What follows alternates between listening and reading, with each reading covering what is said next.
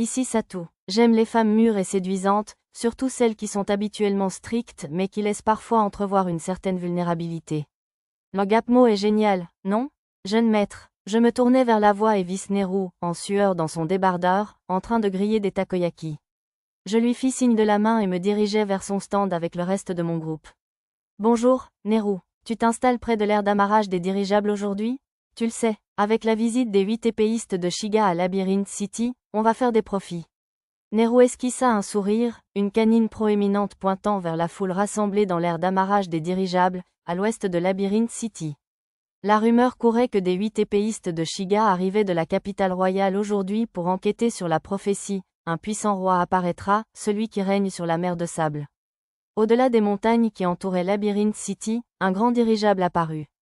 Neruchi, je prendrai une portion de takoyaki avec de la mayonnaise et sans algues, s'il vous plaît. C'est quoi, la mayonnaise? C'est moins bon sans sauce, tu sais. Ah oui, il n'y a pas encore de mayonnaise. Avec de la sauce, alors, s'il vous plaît. Arisa achetait déjà des encas. J'étais sûr que le chef-d'œuvre de Tama, Twirling Takoyaki, lui avait ouvert l'appétit. Miaou? Qu'est-ce qui ne va pas, Tama? Il y a quelque chose de bizarre? Quoi? Les brochettes sont délicieuses, monsieur. Les filles bêtes piquaient des brochettes de viande. Mia, Nana et Lulu grignotaient aussi des frites. Les encas des stands de restauration sont irrésistibles, même quand on n'a pas faim. Vous êtes là pour les accueillir aussi, Sir Pendragon? L'officier renard émergea de la foule, une brochette de poulet à la main, accompagnant son capitaine comme à son habitude. Bonjour, nous sommes là pour observer, c'est tout. Oh, je vois, on devrait peut-être juste regarder, nous aussi? Tu sais qu'on ne peut pas faire ça, idiot. Le capitaine frappa l'homme renard d'un coup de poing. J'avais l'impression que ça faisait longtemps que je n'avais pas vu ce petit numéro. Aïe, vous êtes si cruel, capitaine. Vous ne souhaitiez pas la même chose il y a quelques minutes? Ça n'a rien à voir. N'essayez même pas de filer en douce. Le duo était là pour affaires officielles, pour accueillir les 8 épéistes de Shiga, représentants de son Excellence le Général. Voulez-vous venir avec nous, Sir Pendragon? Nous pouvons vous présenter. En effet, je suis sûr que ce ne sera que Sir Haim l'herbivore ou Dame Ruona la coupeuse d'herbe. Malheureusement, ce ne serait ni l'un ni l'autre. De plus, ces surnoms semblaient assez grossiers pour des chevaliers d'élite. Alors je suis sûr que le général Ertal boira avec eux plus tard. Autant attendre. J'ai tenté de refuser, mais le capitaine et l'officier renard ont insisté, puis ont fini par me traîner jusqu'au front pour les accueillir. Apparemment, seules les personnes invitées pour affaires étaient autorisées à pénétrer dans la zone d'accueil clôturée, pas les simples citoyens ni même les nobles sans visite. Sir Satou, une jeune voix m'a interpellé dans la foule. C'était la princesse Messia du royaume de Nolork, accompagnée de son chevalier stoïque.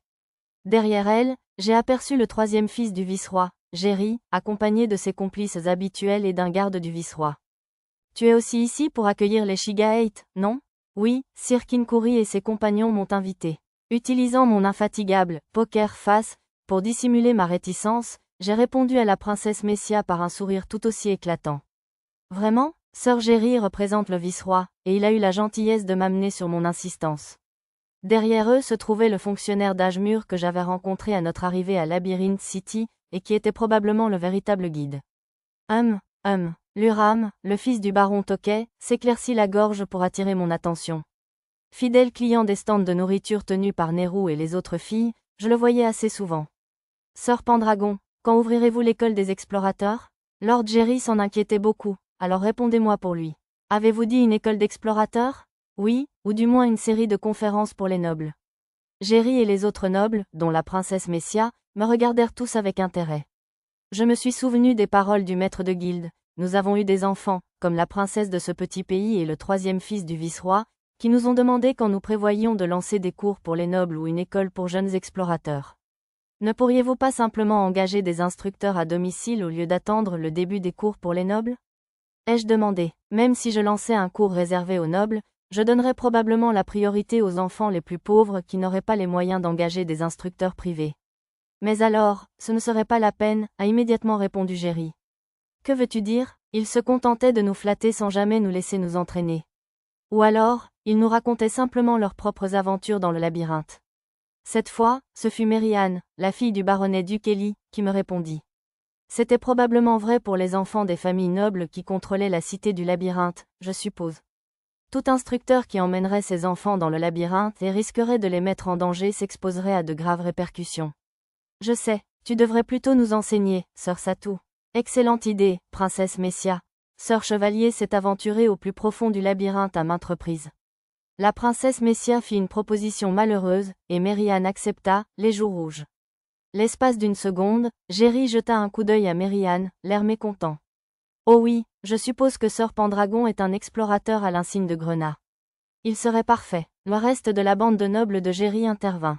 Je n'aimais pas la tournure que prenaient les choses.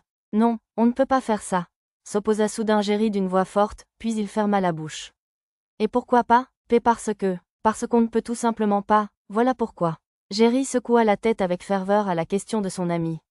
J'étais sûr qu'il n'appréciait pas que l'objet de son affection puisse avoir le béguin pour moi. Ça vous dérange si j'interviens?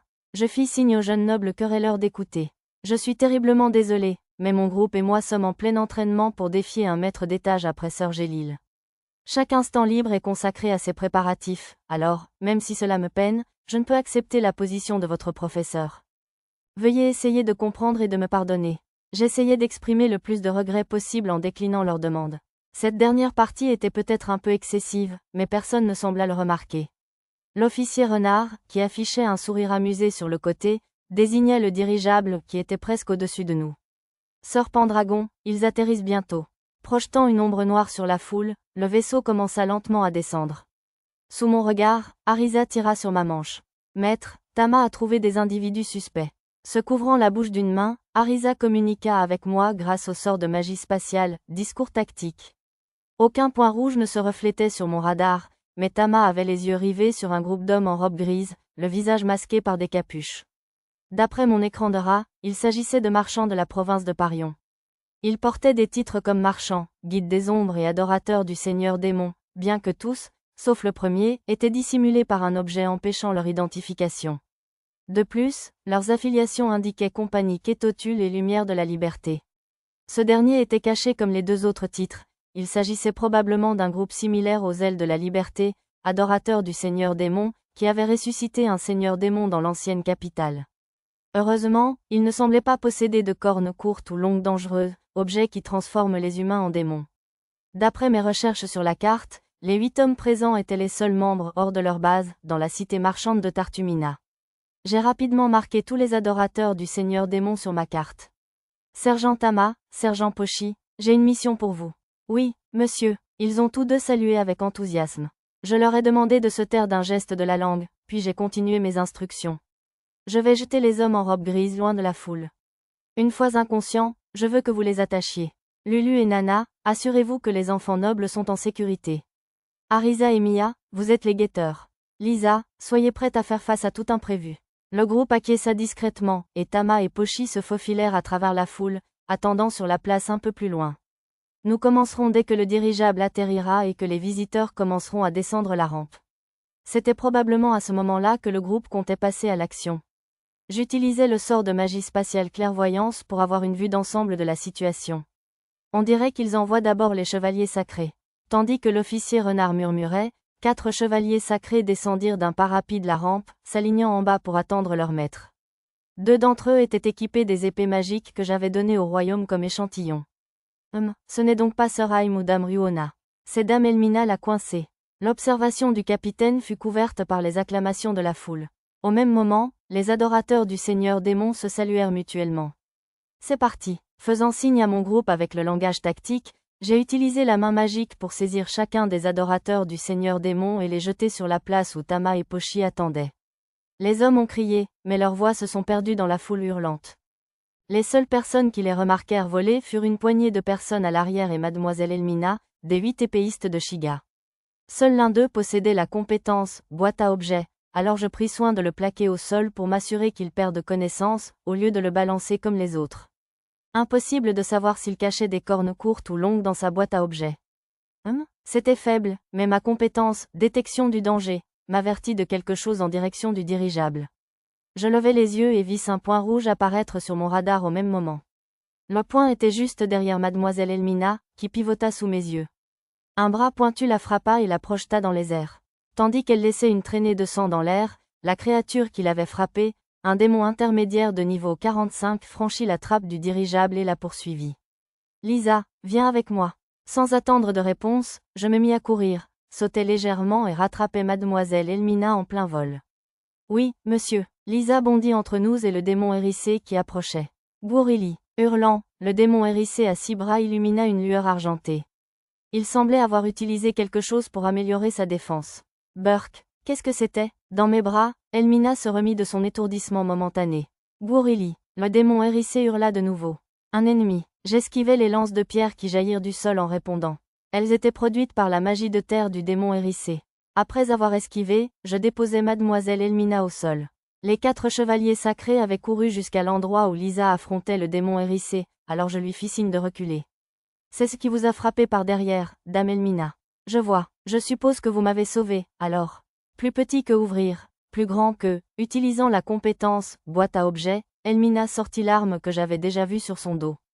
En guise de remerciement, je vais vous montrer comment se bat un épéiste de Shiga. Permettez-moi de vous apporter un peu d'aide, alors. De l'aide? Elmina cligna des yeux, puis sourit. Vous n'êtes pas si mal. Je suis contente que vous ayez l'air si imperturbable, mais vos chevaliers sont en difficulté là-bas. Les épées en mithril et les épées magiques des chevaliers sacrés ne parvenaient pas à percer la fourrure hérissée du démon, mais ses griffes déchiraient leurs boucliers et leurs armures avec aisance. Ils semblaient exceller au combat rapproché. Sire Pendragon, c'est un démon intermédiaire. Éloignez-vous pendant que nous allons chercher le général et le maître de guilde. Cria l'officier renard. Derrière moi, le capitaine évacuait les nobles et les citoyens. Il a dit « intermédiaire ». Quelle malchance! Elmina sortit vivement des munitions de son arme et la chargea avec différentes balles de sa boîte à objets. Celle-ci était ornée de pierres précieuses scintillantes. Son fusil prêt, la femme le chargea de magie. Tandis que je la surveillais, Lisa et moi repoussions les balles de pierre qui nous fussaient de temps à autre, tirées par le démon hérissé. Vraiment malchanceux, la magie de son fusil s'intensifia soudain. Elle devait se préparer à lancer une attaque dévastatrice sur le champ. Pour finir par m'avoir comme adversaire. L'assurance se lisait sur le visage, mademoiselle Elmina appuya sur la détente.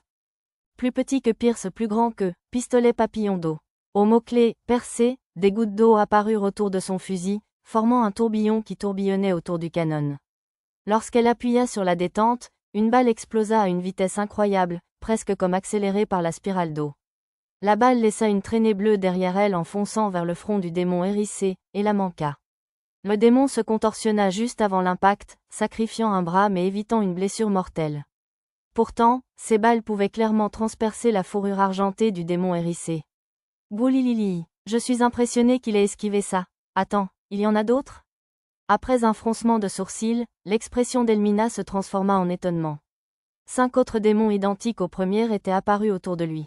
D'après Mara, les nouveaux étaient des copies du premier, tous autour du niveau 30 avec des compétences spécialisées en combat rapproché. Maître, il y a d'autres démons maintenant.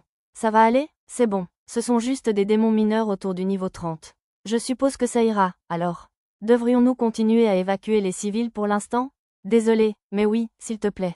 Lisa, toi et moi continuerons à soutenir les Shiga 8. Compris. Nous avons rapidement discuté de notre stratégie avec Tactical Talk. Maudit démon. Ceux-là sont forts aussi. Ce n'est pas une illusion? Grr. Le démon hérissé envoya un exemplaire à chacun des chevaliers sacrés qui l'entouraient, puis emporta le dernier pour foncer sur nous, plus précisément, mademoiselle Elmina.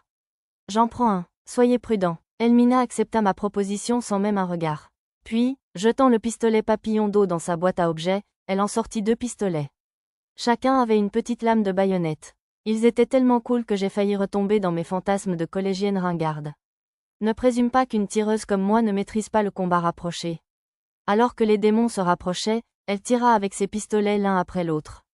J'imagine que les toucher avec le recul ou sauter partout ne serait pas très pratique. Ces balles ne semblaient pas avoir autant de puissance, le démon pouvait les parer avec son bras comme bouclier.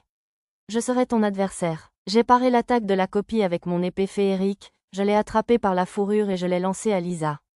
Jetant un coup d'œil au chevalier sacré, j'ai vu que le duo aux épées magiques infligeait des dégâts conséquents aux copies, alors j'ai décidé de concentrer ma main magique sur le soutien des 2 autres. Lisa, maintiens le démon en place. Compris. La lance magique de Lisa plaqua la copie démoniaque au sol avant qu'il ne puisse se relever. Derrière elle, je vis Elmina se pencher en arrière avec agilité pour esquiver un coup du démon hérissé. Plus petit que rechargé, plus grand que munitions perforantes. Au mot de mademoiselle Elmina, les 2 pistolets brillèrent. Visiblement, elle pouvait les recharger d'un seul geste, comme dans certains jeux de tir à la première personne. Même s'il serait plus facile d'utiliser un pistolet magique que de se donner la peine de charger de vraies balles. Toujours penchée en arrière, Mademoiselle Elmina tira sur le démon hérissé par en dessous tandis qu'il bondissait vers elle. Aïe! Les balles s'écrasèrent dans une zone qui me fit grimacer, et le démon hérissé poussa un cri d'un genre différent. J'imagine que même les démons ont un point faible à cet endroit. Maître! S'écria Lisa. L'une des copies avait renversé son chevalier sacré et fonçait vers la foule en fuite. Le chevalier de la princesse Messia et les gardes du vice-roi étaient très occupés à protéger leurs protégés respectifs, je ne pouvais donc pas compter sur eux. Piège dimensionnel, mode furtif. Arisa utilisa un sort de magie spatiale sans incantation pour faire trébucher la copie démoniaque. Prends ça. Lulu lui tira dans les yeux avec son fusil à bâton de feu. La copie tenta d'esquiver avec les mêmes réflexes surhumains que le démon hérissé, mais comme ses jambes étaient empêtrées dans la magie d'Arisa, il ne put esquiver assez vite pour éviter de se brûler les oreilles. Un couteau de lancer imprégné de « lame magique » jaillit de quelque part au-delà de la foule et transperça l'un des yeux du démon, et le second tir de Lulu atteignit l'autre. Le premier devait avoir été lancé par Tama. Gwogworizi, coup de bouclier, je déclare. Alors que la copie hurlait, Nana lui enfonça son bouclier dans le torse. Occupez-vous de celui-là. Occupez-le un peu, puis terminez-le. D'accord. Je n'aime pas jouer avec mes adversaires, mais je le ferai si vous me l'ordonnez, maître, répondit Arisa d'une voix héroïque. Il était probablement prudent de leur laisser cette copie.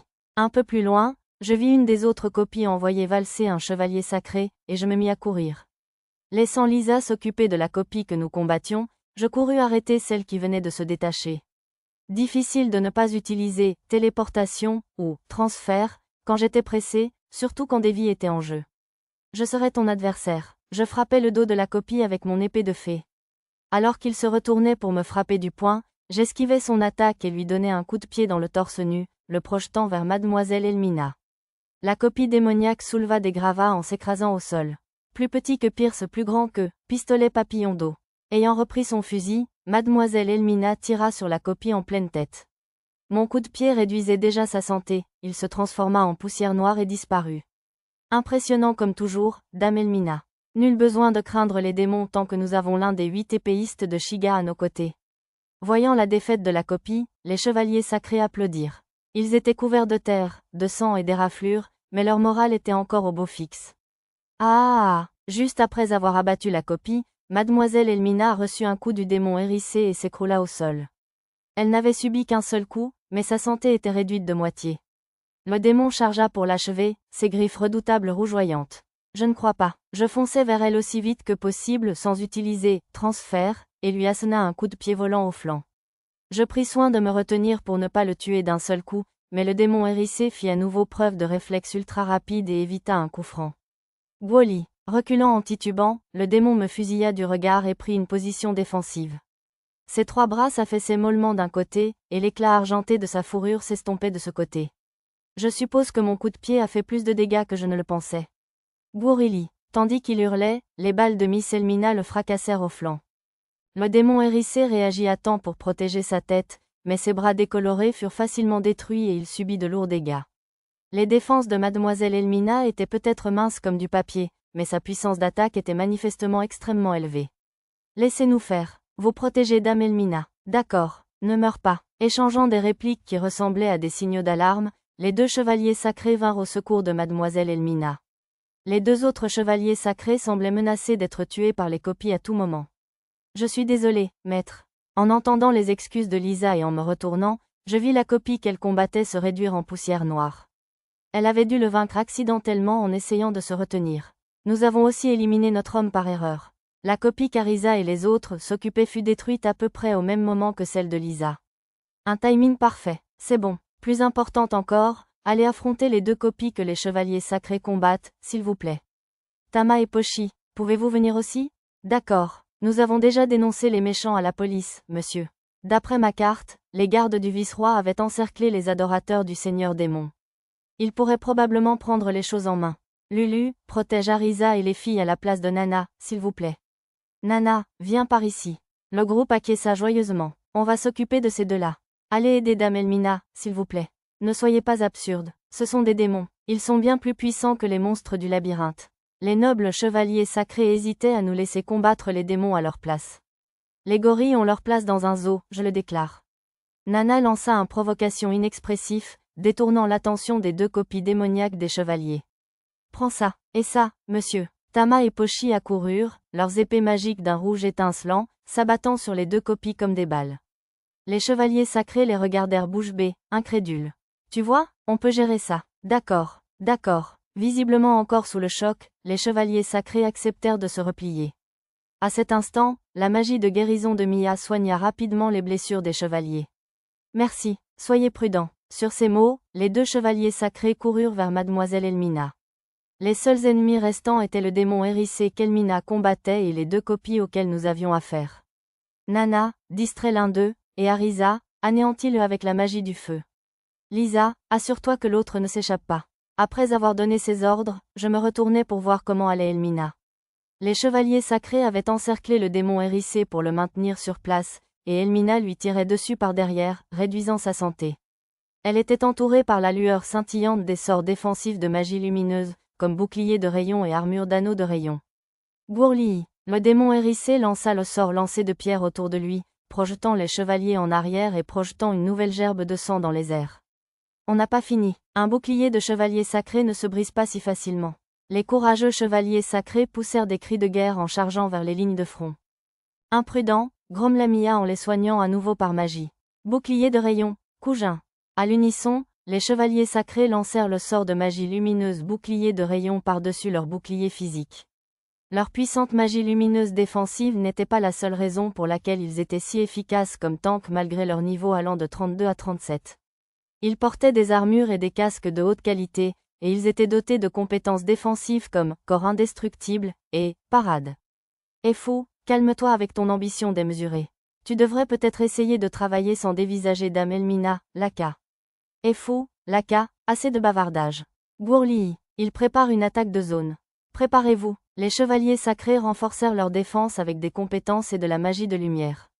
Ils semblaient utiliser le style d'épée officiel du royaume de Shiga. Alors je me suis dit que j'aurais une autre chance de voir la technique de l'éclair de fleurs de cerisier que le chevalier gardien du vice-roi avait déjà utilisé, mais il semblait plus spécialisé dans la création d'ouvertures pour permettre à Mademoiselle Elmina d'attaquer que dans l'attaque elle-même.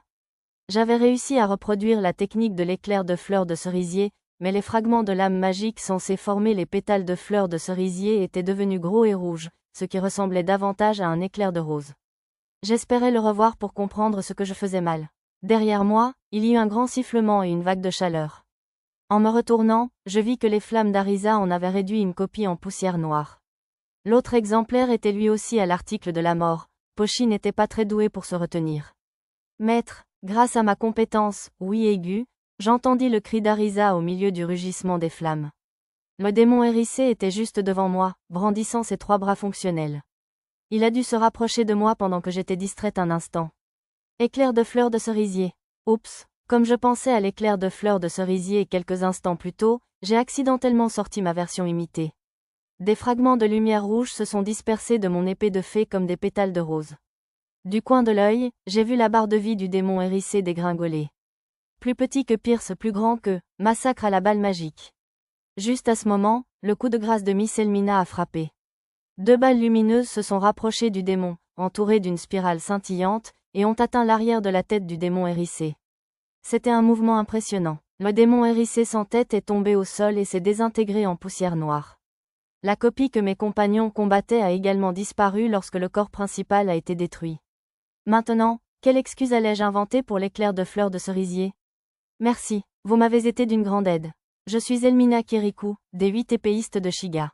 Mademoiselle Elmina enfila une cape de sa boîte à objets pour cacher ses vêtements en lambeaux.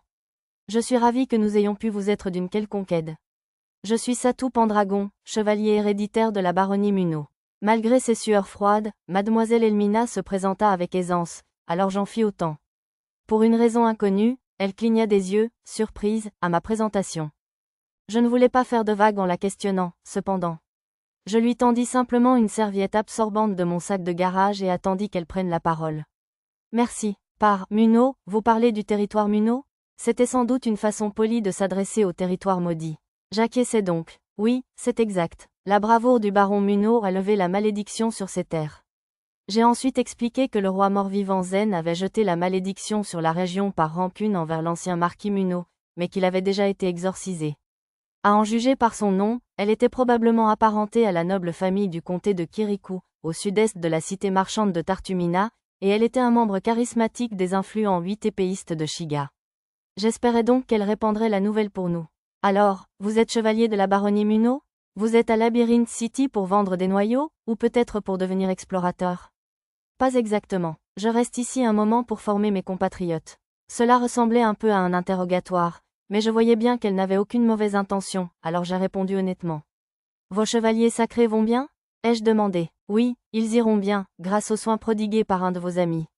Ils ont connu pire. Le prêtre garlonnais à l'air faible, qui les accompagnait, lançait de la magie de guérison sur les chevaliers sacrés usés par les combats. De plus, notre prêtre Jada est réputé dans la capitale pour ses talents de guérisseur, alors il peut. Elmina tituba soudain. Je la rattrapais juste à temps. Je sentis quelque chose d'humide sur ma main et crus que c'était de la sueur, mais ma paume était rouge là où je l'avais touchée. Ça a l'air d'être une blessure assez grave. Ce n'est pas grave. La magie de lumière l'a presque refermée. Elle faisait bonne figure, mais d'après mon art, sa jauge de santé était encore à 70% basse. Si c'était encore aussi grave après sa guérison, elle avait dû perdre beaucoup de sang au combat. Qui sont ces hommes? Demanda mademoiselle Elmina, remarquant les adorateurs du seigneur démon arrêtés par les gardes. Nous nous approchâmes pour voir. Le capitaine et l'officier renard s'approchèrent. Bon travail, sire Pendragon. Que ferions-nous sans vous? Avez-vous trouvé qui ils sont? Ne les avez-vous pas capturés parce que vous saviez qu'ils étaient des adorateurs de Seigneur Démon, monsieur? Interrompit anxieusement mademoiselle Elmina. Des adorateurs de Seigneur Démon? Vous étiez au courant, sire Pendragon? Je comprenais sa surprise, puisqu'elle était venue à Labyrinth City pour enquêter sur une prophétie liée à un Seigneur Démon. Non, je les surveillais juste parce qu'ils avaient l'air suspects. Puis ils ont pris une drogue, alors je les ai capturés. Je vois, elle parut un peu déçue par ma réponse. J'expliquai la situation au général Ertal et au maître de guilde dès leur arrivée, et nous décidâmes d'en parler au vice-roi après avoir livré les adorateurs de Seigneur Démon à la prison. Je vois, je savais que vous étiez prometteur, sire Pendragon. Vous ne décevez jamais. Lorsque nous leur expliquâmes ce qui leur était arrivé, l'épouse du vice-roi parut aussi satisfaite que si elle s'était occupée de tout elle-même. Le général Ertal et le maître de guilde hochèrent également la tête, satisfaits. Ils semblaient fiers que leur jeune compagnon de beuverie fasse sa part. Alors, d'où vient ce démon intermédiaire? Eh bien, d'après les témoins, répondit Elmina à la question du vice-roi. Des témoins rapportèrent qu'un des esclaves du dirigeable avait sorti un œuf violet caché de leur coffre à objets et l'avait lancé, créant un cercle magique d'où le démon était apparu. Si c'était un esclave, il devait y avoir un maître derrière lui, non? Ont-ils été arrêtés? Oui, avec tous ces esclaves. Ce groupe se trouvait apparemment dans la prison de scellement magique sous les bureaux du vice-roi, avec les adorateurs du seigneur démon. Votre Excellence, un des gardes du vice-roi courut vers lui et lui chuchota à l'oreille. Nous avons forcé quelqu'un à ouvrir son coffre à objets et nous avons trouvé des cornes à l'intérieur.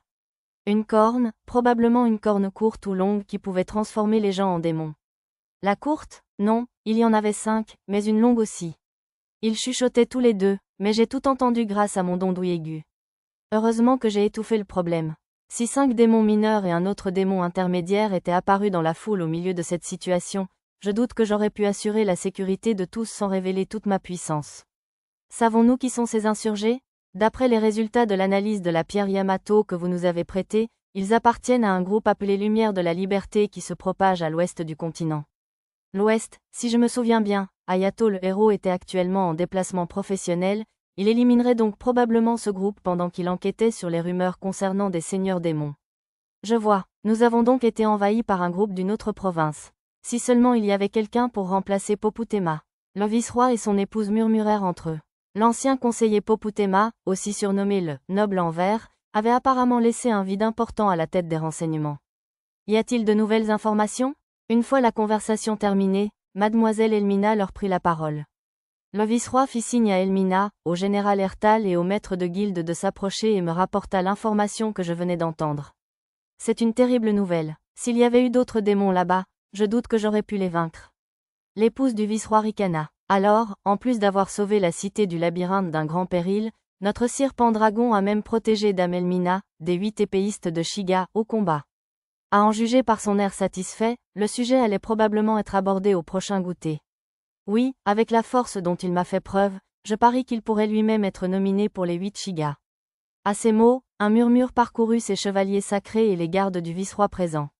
Je suppose que sa nomination pour les 8 Shiga était une grande affaire. Oh là là, l'épouse du vice-roi et le général Ertal, au courant de mes objectifs, me lancèrent un regard du genre « Que veux-tu faire ?» Pendant ce temps, le maître de guilde affichait un sourire narquois à l'idée de me dénoncer autour d'un verre ce soir. Ou se pourrait-il que vous ne souhaitiez pas être nominé? J'utilisais mon visage impassible pour garder mon calme, cherchant comment décliner poliment, mais mademoiselle Elmina a deviné. Ridicule. Qui refuserait une telle offre? D'accord. Il a été assez fou pour se lancer dans la bataille avec un démon intermédiaire sans même une armure. Il doit adorer se battre. Les chevaliers sacrés murmurèrent tous, incrédules. J'avais un commentaire à formuler sur ce dernier, mais je hochai la tête à la question d'Elmina. C'est vraiment bizarre, n'est-ce pas? Cela me parut impoli, mais tous les autres présents acquiescèrent d'un signe de tête. Allons, quel mal y a-t-il à ne pas vouloir la gloire et la célébrité? Il fait beau aujourd'hui. 3 jours après l'incident, nous accompagnions mademoiselle Elmina et ses compagnons qui partaient dans le désert pour enquêter. Depuis, le baron d'Ovun de la capitale royale, le maître de l'esclave qui avait lancé l'œuf violet invoquant le démon intermédiaire, et les membres de son groupe furent arrêtés, et le marchand de la province de Parion qui avait vendu l'œuf au baron d'Ovun fut capturé. Le groupe de la Lumière de la Liberté, adorateur du seigneur démon, avait son quartier général dans la cité marchande de Tartumina. Je m'y rendis donc en tant que vassal du héros, Kuro, et je m'en débarrassai moi-même. Après leur arrestation, j'appris la langue de la province de Parion, et de nombreuses autres compétences en langue occidentale. Le groupe semblait y exercer une influence dans de nombreux domaines. Lorsque nous nous rendîmes à l'ouest du continent pour faire du tourisme, il valait mieux que je me débarrasse d'abord de cette bande de la Lumière de la Liberté. Quoi qu'il en soit, leur plan à Labyrinth City avait été déjoué, et le spécialiste de la capitale royale enquêterait probablement sur leur plan. Je préfère laisser la torture et autres pratiques abominables aux professionnels. Il fait un peu trop clair pour moi et ma gueule de bois. L'un des chevaliers sacrés se protégea les yeux et lança un regard noir au soleil. Sire Pendragon, merci encore pour hier soir. En effet, je croyais que le rhum était une boisson grossière pour les marins, qui auraient cru qu'il était si délicieux. Le cocktail à la liqueur d'Ishrali était excellent aussi. Sire Pendragon, le titre de plus grand buveur du royaume de Shiga vous appartient pour l'instant. Mais je ne perdrai pas la prochaine fois. Je m'étais lié d'amitié avec les chevaliers sacrés lors de la beuverie du général Ertal. L'un d'eux se tenait la tête en gémissant, mais je fis semblant de ne pas le remarquer. De plus, j'avais déjà le titre d'ivrogne, merci. Certainement. Buvons à nouveau ensemble à votre retour de votre enquête. J'ai hâte. Des plus nobles aux plus humbles, la plupart des militaires de ce monde semblaient apprécier la boisson, alors distribuer de l'alcool était un moyen presque infaillible de les connaître. J'avais apprécié d'en apprendre davantage sur les chevaliers sacrés et leurs aventures, ainsi que sur leurs opinions sur les autres groupes de chevaliers. Tiens, on dirait qu'ils ont fini de parler là-bas. Mademoiselle Elmina, qui discutait avec la femme du vice-roi, le général Ertal, et d'autres officiels, revint vers les chevaliers sacrés. Sir Pen, me remarquant, elle commença à prononcer mon nom, puis rougit et détourna le regard. De toute évidence, elle s'enivrait facilement et avait tendance à devenir collante en le faisant. Le malicieux maître de guilde l'avait bourrée d'alcool fort, et elle a fini par s'accrocher à moi. Elle était probablement gênée. Personnellement, cependant, la présence d'une jolie dame pendue à moi ne me dérangeait pas particulièrement. Mademoiselle Ringrande, du groupe du héros, avait fait la même chose dans la vieille capitale. Je commençais à penser que quelque chose dans mon visage faisait de moi une cible facile pour les ivrognes. Dame Elmina, ici, un cadeau d'adieu, une poche d'eau? Lors de la beuverie de la veille, j'avais appris qu'il n'allait pas vraiment prendre le dirigeable pour le désert, mais simplement transporter un véhicule ressemblant à un voilier, un bateau des sables, qui leur servirait à se déplacer. J'ai donc décidé de leur apporter une source d'eau. Waouh, une poche d'eau pure, génial. L'officier renard, lourdement équipé, parut surpris. C'était un outil magique vendu dans les boutiques d'objets magiques de Labyrinth City pour explorateurs. J'avais échangé la pierre d'eau qu'il contenait contre une perle d'eau, ce qui devrait durer plus longtemps et nécessiter moins de puissance magique que ceux vendus au marché. Et vous en avez apporté assez pour tout le monde? Vous êtes une vraie bouée de sauvetage. L'homme renard prit l'un des sacs et se frotta la joue. Il accompagnait le groupe des 8 épéistes de Shiga comme guide dans le désert. À la fête de la veille, il s'était plaint. Pourquoi dois-je être le guide? Je suis l'analyste de l'armée. Et reçu un « Arrête de te plaindre. Tu connais le désert mieux que quiconque. » Sec, accompagné d'une tape sur la tête de son capitaine. Détournant les yeux de la pauvre âme, je me tournai vers mademoiselle Elmina. Il n'y a pas de point d'eau dans le désert, alors gardez-les en cas d'urgence. Merci, sœur Pendragon. Acceptant les sacs d'eau pure, Elmina me serra la main. Puis elle se pencha et approcha ses lèvres de mon oreille. J'entendis Arisa et Mia murmurer le mot « tricherie » derrière moi, mais je clamais mon innocence. Après tout, je n'ai Dieu que pour mademoiselle Aaz, la haute elfe de la forêt de Bolénan. Seigneur Pendragon, j'utiliserai un outil magique pour envoyer un signal à la tour de guet dans les montagnes à l'ouest tous les jours à midi. Si jamais le signal ne vient pas, c'est que quelque chose m'est arrivé. Très probablement, cela signifiera que nous avons rencontré le Seigneur Démon et que nous nous sommes perdus. Si cela arrive, ne venez pas le voir, même s'il vous le demande. Fuyez, faites venir Sir Juleberg, le chef des 8 épéistes de Shiga, de la capitale royale pour s'en occuper. Sur ces mots, elle s'éloigna et monta la rampe du dirigeable. Je suppose qu'elle comptait jouer les canaris dans les mines de charbon. Eh bien, il n'y aura pas de Seigneur Démon de toute façon, murmurai-je doucement tandis que le dirigeable prenait son envol. J'en avais plus qu'assez des démons et des seigneurs démons, de toute façon. Cependant, pour la sécurité de mes amis, je devrais peut-être vérifier la couche inférieure du labyrinthe, au cas où.